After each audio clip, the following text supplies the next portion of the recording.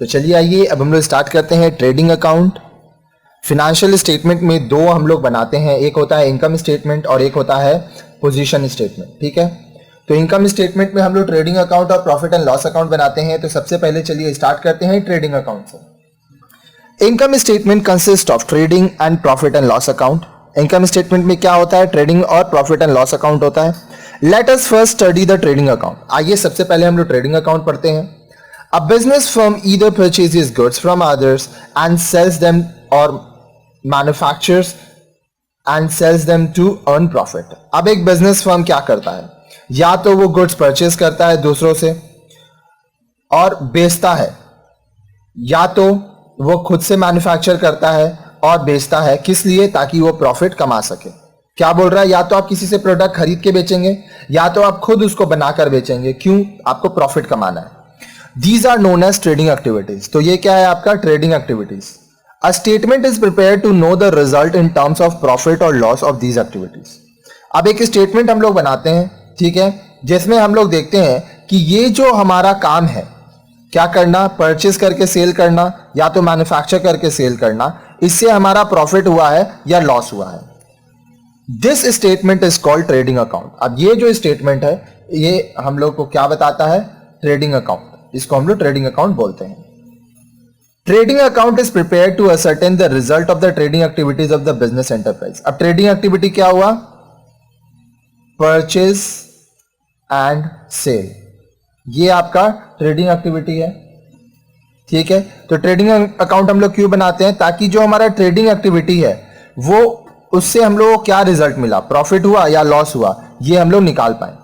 It shows whether the selling of goods purchased or manufactured has earned profit or incurred loss for the business unit।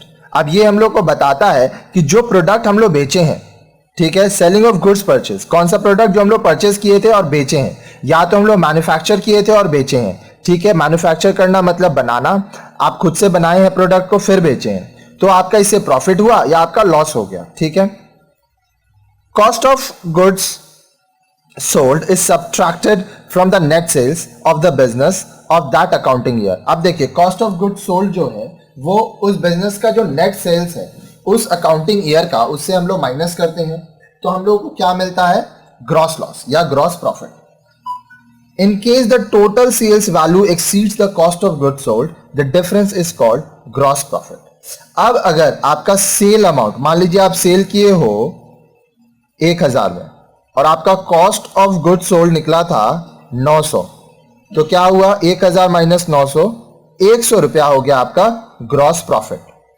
On the other hand, if cost of goods sold exceeds the total net sales, यही example लेते हैं, मान लीजिए 1000 रुपया में आप बेचे हो और आपका कॉस्ट लगा था 1200, तो आपका नेगेटिव में 200 हो गया, मतलब 200 हो गया आपका ग्रॉस लॉस। बोल रहा है on the other hand, if the cost of goods sold exceeds the total net cell, the difference is gross loss. ठीक है, सिंपल कॉन्सेप्ट है, कॉस्ट अगर ज्यादा है सेल से तो लॉस ही होगा।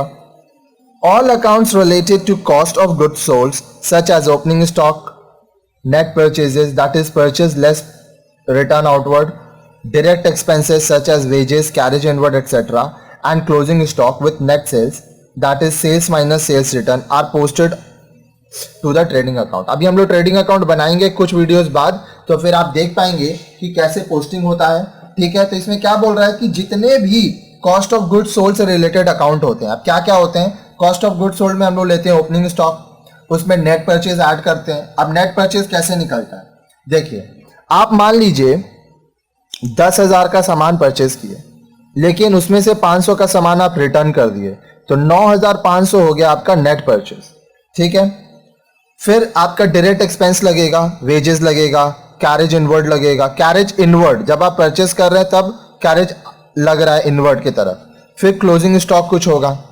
अब नेट सेल्स आप कैसे निकालेंगे, वैसे ही मान लीजिए आप 5000 का सेल करते हैं, ठीक है, और आपके पास 100 का माल रिटर्न आता है, तो 4900 आपका नेट सेल्स हो गया। Are posted in trading account, ये सब ट्रेडिंग अकाउंट में जाता है। इसका फॉर्मेट है, अभी मैं आपको बताऊंगा थोड़ी देर में फॉर्मेट कैसा है, सारा कुछ आपका क्लियर हो जाएगा। Then this account is balanced, फिर ये हमारा जो अकाउंट है वो बैलेंस हो जाता है। Credit balance shows the gross profit and debit balance shows the gross loss. अगर क्रेडिट बैलेंस है तो ग्रॉस प्रॉफिट हुआ, और अगर डेबिट बैलेंस है तो ग्रॉस लॉस हुआ। ठीक है, it is necessary to understand the meaning of cost of goods sold before preparing trading account. अब ट्रेडिंग अकाउंट बनाने से पहले कॉस्ट ऑफ गुड्स सोल्ड, इसको ना COGS नाम से भी जाना जाता है। ठीक है,